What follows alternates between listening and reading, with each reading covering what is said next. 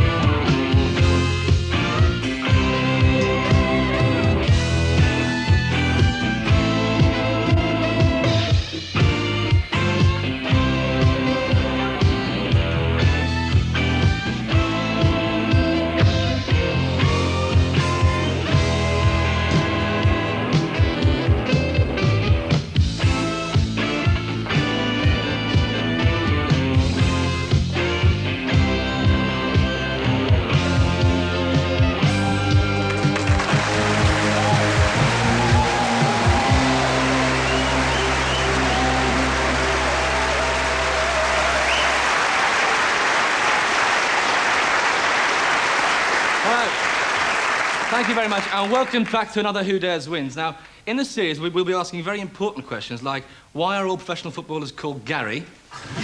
and why, in a week of Guy Fawkes, do we celebrate someone who failed to blow up Parliament? And we'll also be looking at a controversial new book which alleges that the poet Keats died of odes. But first of all, health. The #1 killer in this country today is heart disease. It would be the #2 killer, but the police have to keep stopping to reload their guns. Well, as we all know, the best way to remain healthy is careful body maintenance, because in many ways, the body's just like a car.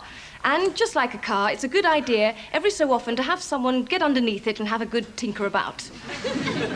And, of course, diet is very important. Today, more and more people are becoming vegetarians. In fact, our own Prince Charles will only touch vegetables. Apparently, last week he tried to eat Mark Phillips. They say you are what you eat, so Richard Stilgo must eat an awful lot of arseholes.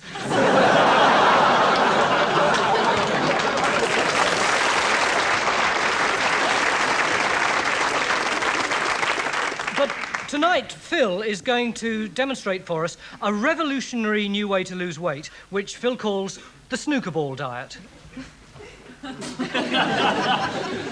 Phil, how exactly does it work? And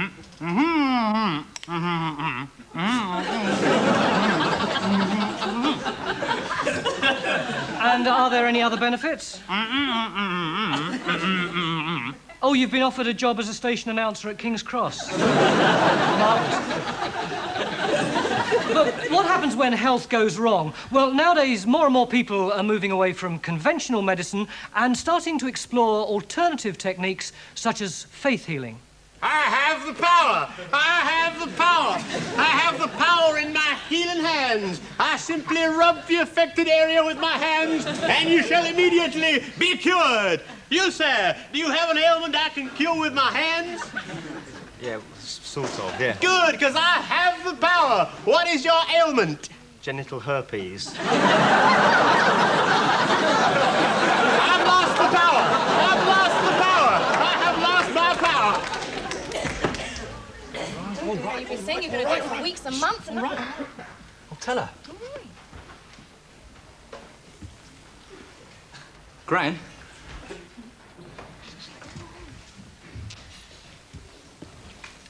Gran?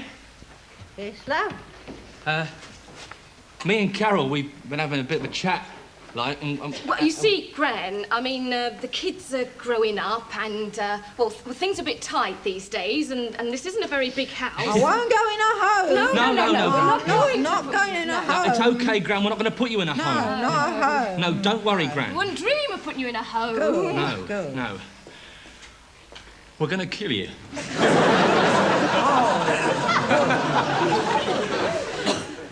What? Well, we're going to kill you, put you down. I mean, let's face it, Gran, you are 93 now. I've got years ahead of me. Exactly.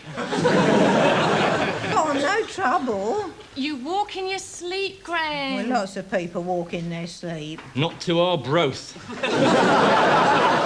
You collect birds in your handbag. I'm not senile. Then why'd you leave your turd in the fridge then, Gran? The thing is, Gran, you've had a very good innings. But who's going to look after after my budgie? You can, Gran. He's going with you. Put strychnine in his cuttlefish. I don't want to go. Oh, be fair, Gran. We have dropped hints. Yeah, I mean, like when we left you in the boot of the car for 3 days. Put that mask on you and stuck you on the bonfire. Yeah. I'm not ready to go. Gran, we've all got to go sometime. And you're going tonight at 7:30. Yeah. After Emmerdale Farm. I could try and make myself useful. I could do lots of things. I could be a Wimbledon line judge. I'm sorry, Gran. We've made up our minds. What would Grandad say, God rest his soul? You can ask him tonight.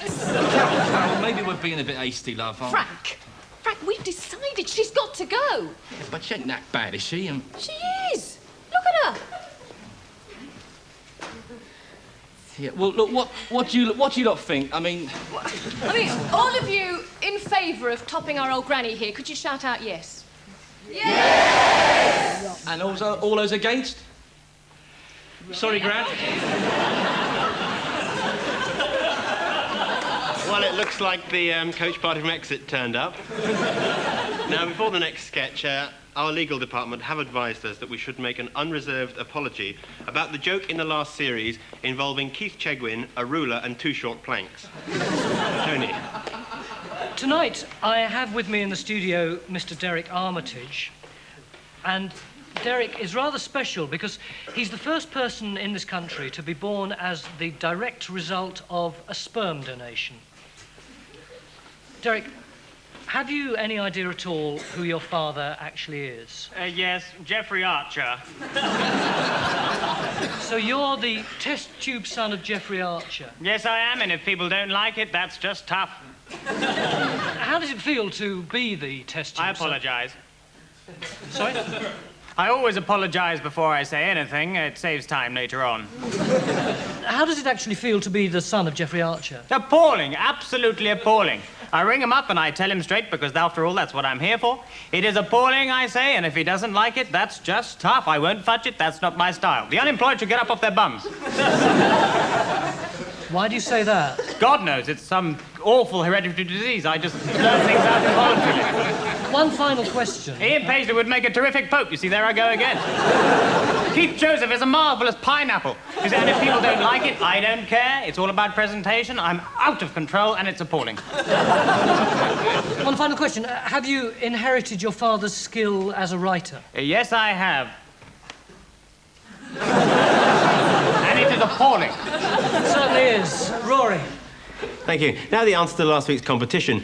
You'll remember we asked you which is the odd one out, Sylvester Stallone, Derek Jameson, or Mikhail Gorbachev.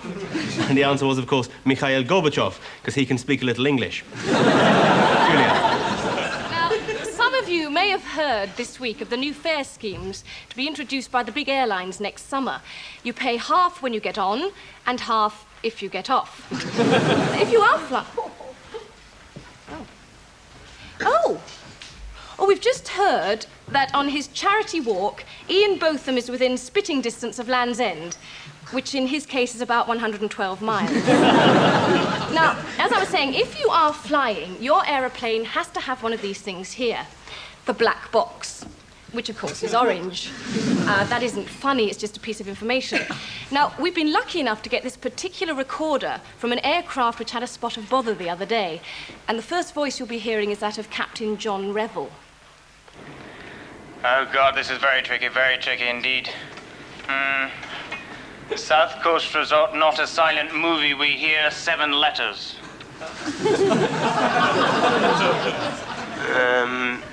Talkie. That's it, Torquay. Oh, wait, what? Turn that off, will you? What is it, anyway? Oh, it's that thing that comes on, a cigarette lighter. We now rejoin the recording when the plane was miles off course, and the first voice you'll be hearing this time is that of a member of Spanish air traffic control. Go away! We're having lunch! Captain, we're losing power in engines 1 and 2. They're going. Captain, we've lost 3 engines. Don't worry, Ted. This is a 747. The beauty of the 747 is that it can fly perfectly well on one engine. Sir, this is a TriStar. Bloody hell, no one tells me anything. And that's when the recording stopped, and we're sorry to say that the aircraft was tragically diverted to Luton. I am bored. I am bored. Bloody bored. Bloody bored. I am bloody bored. I am bloody bored. Oi. You should have seen that outside just then. Who's that weedy one from Blue Peter? Simon Groom. That's him. The baboon's just gobbed in his eye. He's a bloody star, you know. He once masturbated in front of Princess Margaret. What, Simon Groom? No. Oh, forget it. Start telling the news. Oi. I'm leaving. Oi, Wang. Yes, Terry? What's that over there? Coffee cup. Correction. It is a dirty coffee cup, isn't it? And what's that next to it? Slab of butter. It is a slab of butter with jam all the way round because somebody Terry. used the same knife to spread the jam as he did the butter. Oh, I can't talk to you sometimes. Another thing, what's this over here? Start telling. I've told you before. It's start spreading the news. Little twat. Oh, I know what this is all about. What? All this aggravation. What aggravation? It's Sandra, isn't it? Sandra who? Just because I'm shagging the only female panda in captivity. You're jealous, aren't you? I'm not jealous, mate. I'm not jealous in the slightest. So you're shagging her, are you? Anyway, I thought you had a thing going with Tracy the two-toed sloth. Look at the tread on this tyre, you know. That's illegal. Come on.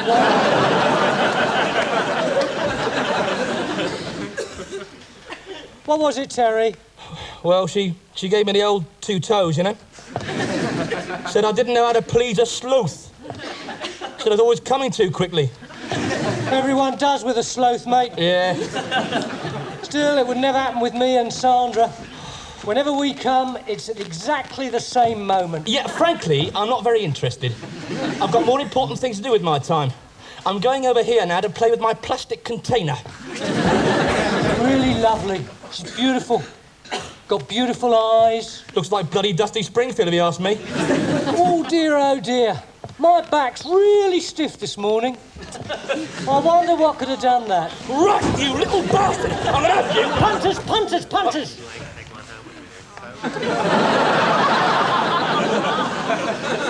When this lot clear off, I'm gonna rip your fucking head off.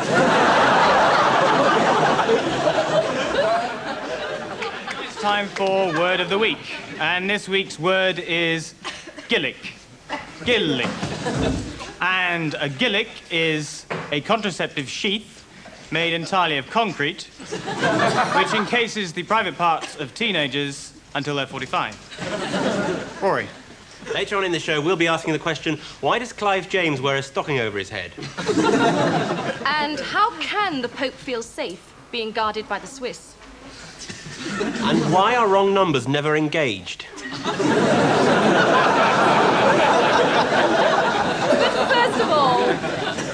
First of all, you fans of opera may be interested in the study... Julia. What do you mean, fans of opera? Well, people who like opera. Who likes opera? Lots of people. Name them. I can't name them all. Do you like opera? Yes, Hang on. opera. Opera's the one where you have this big fat Italian woman who sings as if she's got a pound of frozen peas in her knickers. Sort and a of. big butch bloke with a deep voice as if he's got 8 bollocks. That's not exactly the dictionary definition. Why are all operas about this bloke Figaro getting married? Oh, you're thinking of The Marriage of Figaro. And what I can't stand is why opera singers always repeat every line over and over again. Oh, but there's a very good reason for that. I mean, they have to sing every line over and over and over again because the audience is full of Americans. I mean, just say the Queen has died, right? And you've got this stage full of people and they're all singing, "The Queen is dead! The Queen is dead! The Queen is dead, dead, dead, dead, dead, dead, dead, dead, dead! Who's dead? Yes, it's the Queen! She's dead, she's dead, she's dead, she's dead, she's dead, she's dead! The Queen! And then you get these two voices coming out of the audience saying, "What happened, Elmer?" "I think the Queen died." Well, thank you, Julia, for explaining some of the finer points of opera to us.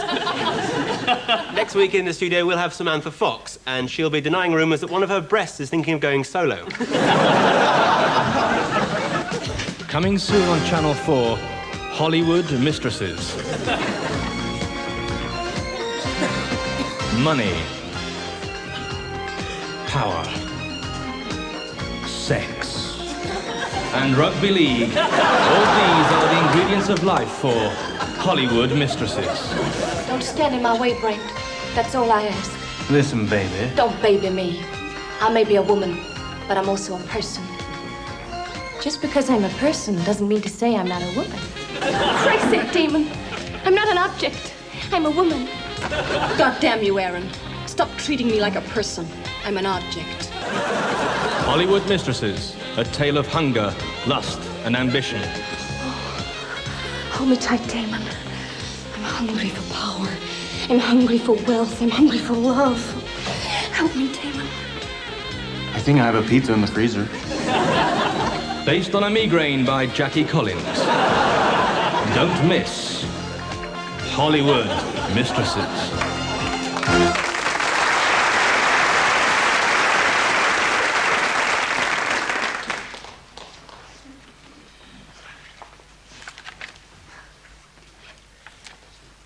Stephen Robert Jenkins, draftsman. That's right. Any problems?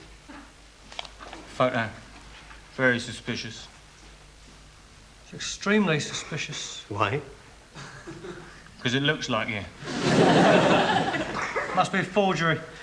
It's me. I did it in one of those booth things. No, impossible. Look, the face isn't bleached white, the hair's not standing on end. Look, you haven't even got one eye half closed. And look at this bloke. Excuse me, sir. Thank you very much. We've got your number, Woggo. Listen, Come on, let's have your real name now. Actually, as it happens. Sorry. All right.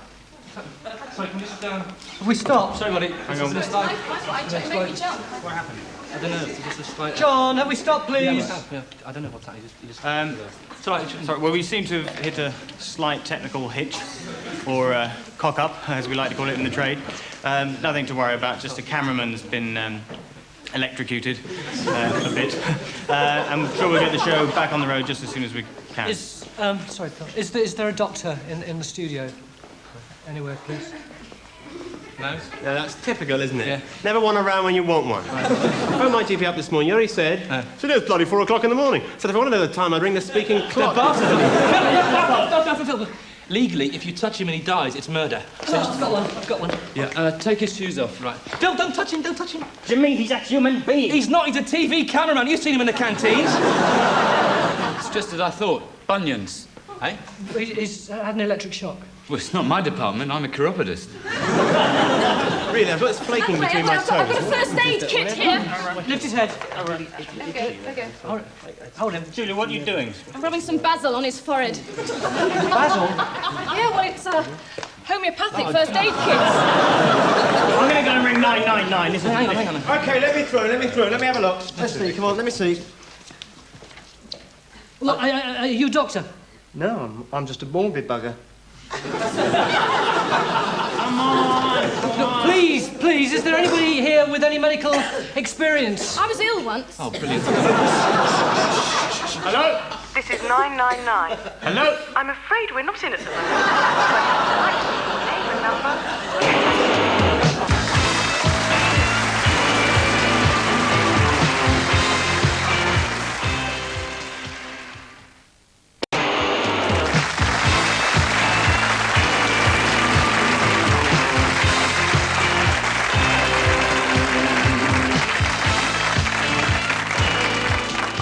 Welcome back. Later we'll be previewing next week's Queen's Speech when Mrs. Thatcher will be revealing her plans for devolution. Apparently Scotland's going to be turned into a safari park called Jocko Land. Northern Ireland is being sold to Nissan. And Wales will be tarmacked over and used as an outside toilet. But first, the Who Dares wins job spot. We've got some very attractive vacancies on offer this week. Here's one. No specialist skills, no work experience, no O-levels or CSEs required. preferably able to read and write, though not essential, and that's to be editor of the Daily Express. No chimpanzees, please, unless they can type. Here's one for an engineer with scuba diving experience to work on new cross-channel deep-sea bridge. Apply Sir Clive Sinclair. And the last one is for a 19-year-old girl. It's a runner, good wages. You get £25,000 a minute, provided you don't beat Mary Decker-Slaney. Let's play chess with the Deputy Leader of Liverpool Council, Derek Hatton.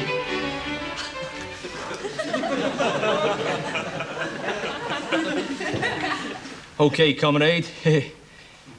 Get out of this one. You sure you want to do that, Derek? What's your problem? If you move your queen there, I'll take it and I'll have checkmate. Oh, yeah.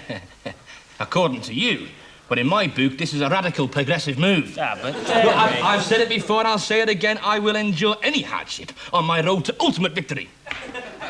Please yourself. Checkmate.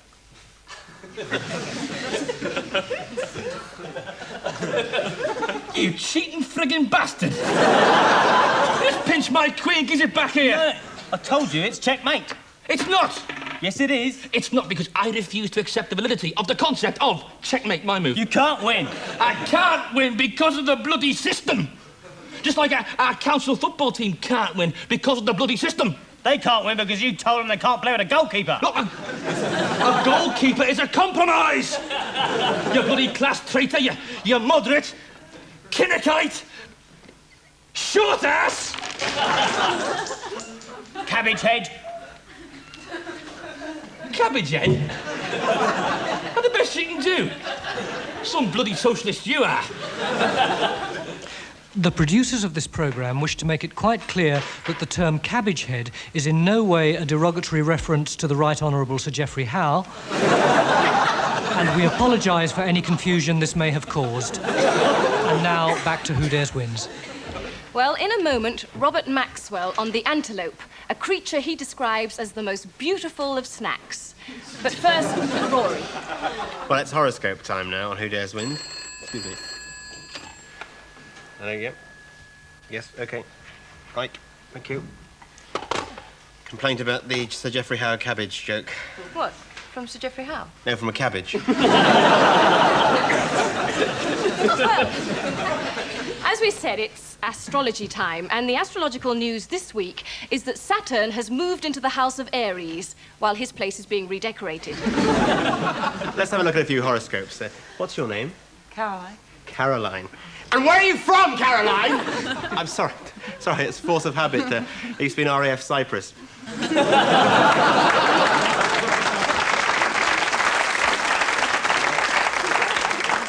Right. What's your star sign? Virgo. Virgo, let's have a look. Oh, yes. An interesting day. You'll be approached by a strange man with a beard who, in front of millions of viewers, will make smart-ass remarks about that second-hand man's sweater you're wearing. And you'll sit there giggling, saying, God, I wish I stayed and watched TJ Hooker. A bad week for finance, though. You will lose a lot of money putting 50 quid on Lester Piggott to win the Booker Prize.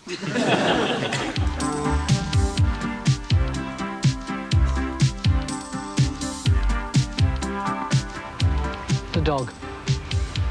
Man's best friend and one of nature's great success stories. Go on, go on.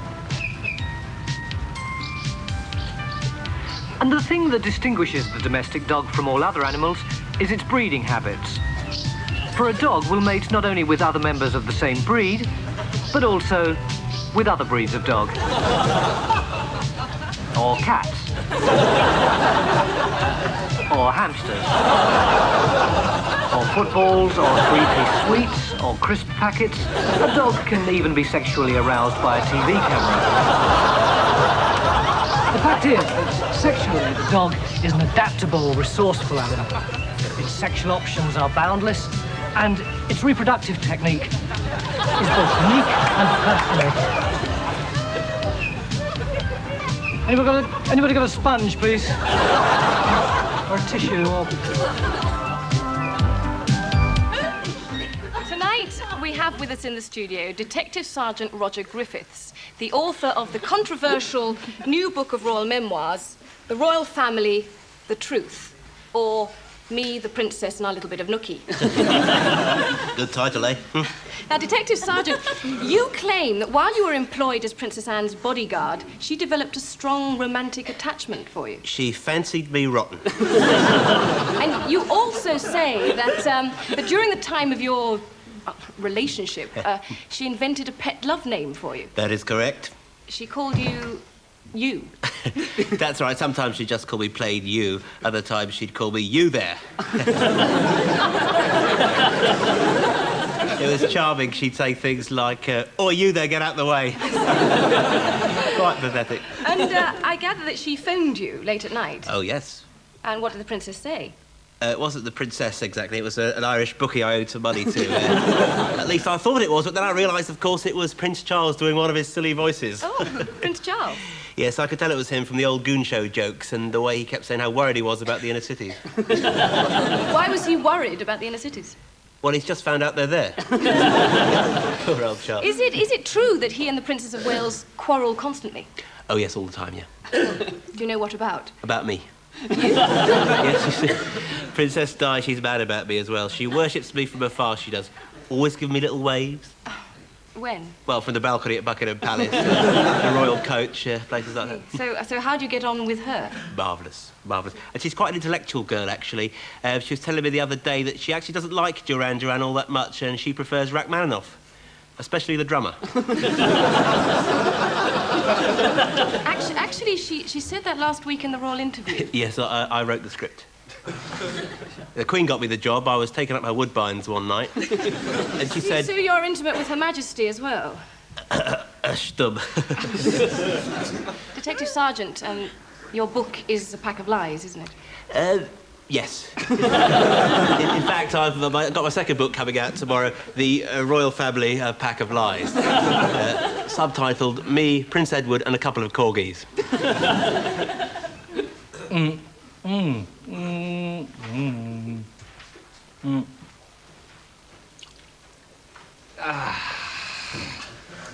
A full-bodied virgin. Please, be my guest. Thank you. Oh, you need some dental work. A cheeky little virgin. Yes, yes. What about this one? Where does this one come from? This virgin comes from California. Oh, that's very rare, isn't it? It is indeed, yes. Virgin from... California, yes. Certainly. I find these very convenient. Virgin in a box. Just turn the tap, you see. And No. What's up? No. What do you mean, no? I don't want to do this sketch anymore. What's happened? This sketch degrades virgins. Bollocks. It's deeply offensive to people who've never had carnal It's a joke about relations. vampires. It's virginist. It might well be, Tony, but there can be no virgins watching our programme at half 11 at night. Oh, come on, don't be done. It's cheap. What a cheap jibe. Excuse me, could all the virgins in the audience please stand up? Pathetic. I told you. Are there any don't knows? Oh, no, bloody hell. Oh, come on, there must be some virgins in the audience.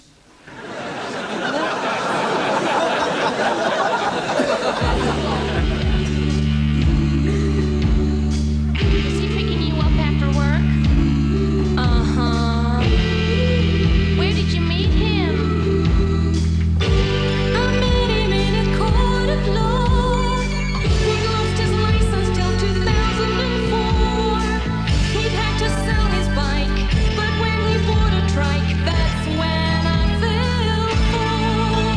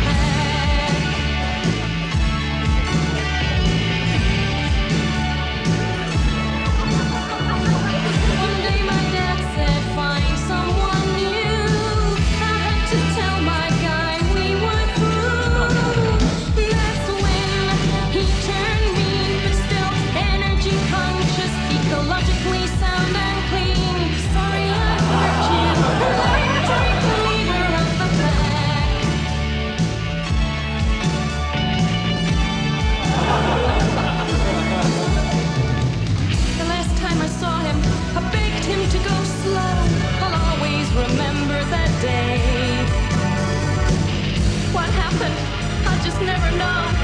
He didn't break, is what they say. Look out!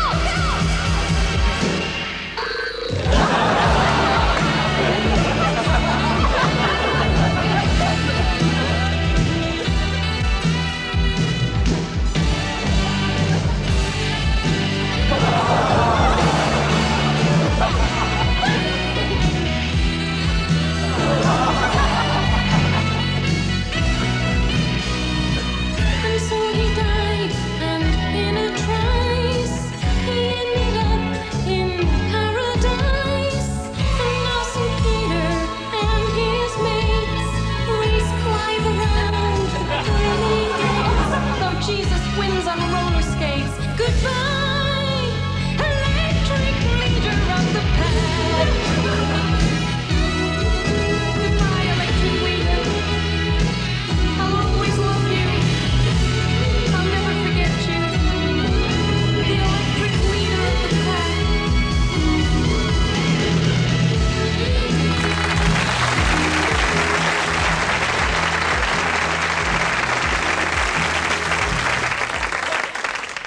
No, that's all there is to it, Miss Singh. If you claim you're entering Britain as a bride, then you have to undergo the virginity test. You understand? All right. We're ready for you now, Nixon. So, Miss Singh, notice anything unusual? Trouble is, Fred's not so young as he was, so I have to simulate orgasm. Do you remember what an orgasm's like, then? No. Doesn't matter, though. Neither does Fred. Excuse me. Oh, come on, Susan, don't dawdle. Oh, look, these look new. What are they? They're lemon-flavoured rubber gloves. Okay, we'll have some of those. Come on, Susan. Pepsi or Coke, Pepsi or Coke. God, which one's the real thing? I think. Oh, it's the one that Daley Thompson drinks.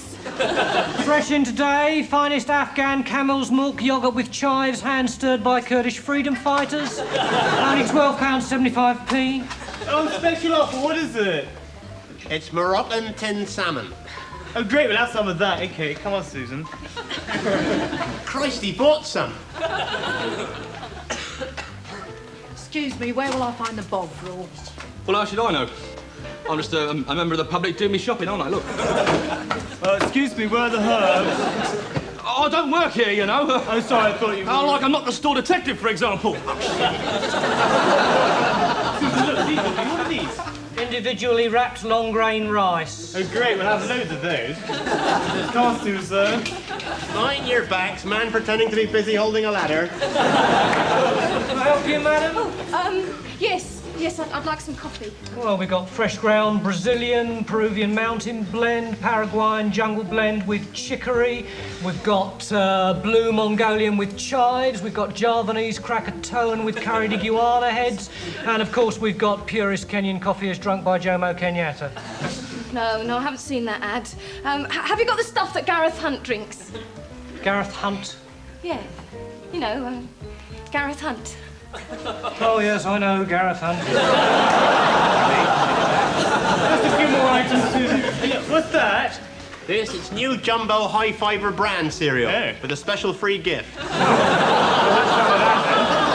Freeze! Have you paid for that item? He hadn't left the store yet. Oh, I always get that bit wrong, sorry. Bloody indicator got whiplash now. How the hell are you talking like this? You saw what happened, didn't you? Don't stop and watch, dear. It's ghoulish. Anything else, madam? Yes, I want some fruit. Well, we've got kiwi fruit, passion fruit, pawpaws, guavas, rambustans, podonkos, shidenkas, mozzarellas, mongarillos. We've got some Dicky Doobie Doobie fruits and some lovely juicy Atletico Madrids. Have you got any nice sort of English apples? You taking the piss? Oh, look, those look great. Look, we'll have all of those. Come on, Susan. Let's get them in.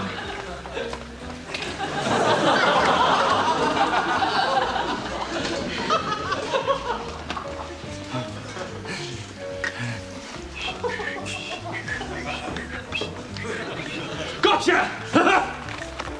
Oh, bugger! Bugger! Excuse me, I'm looking for some Malvern water. Oh, we're right out. This is the latest thing. Stoke-on-Trent water. Oh, great. That looks lovely.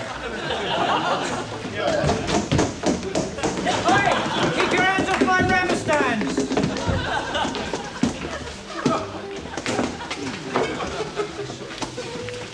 What's that racket? Riot. Riot? It's not Tuesday, is it? Excuse me.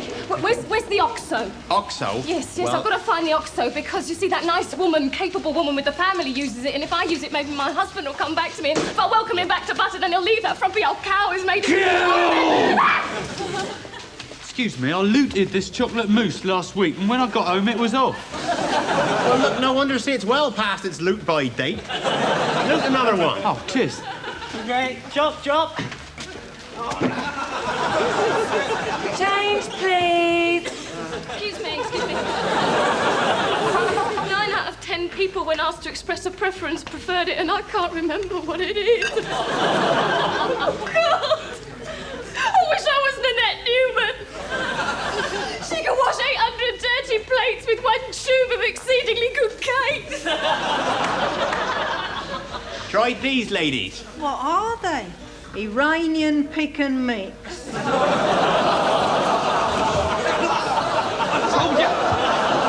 I'm the store detective! Bloody pervert. I'm the store detective! Just the one item, madam. That's £2.12p, please. And a carrier bag. Oh, that's £62.12p. Oh, please. I can't find the beef stock. I'm not a real mum, and I'm feeling suicidal. If I did something sudden and unexpected, do you think you could shoot me, please? Sorry, love, we don't do requests.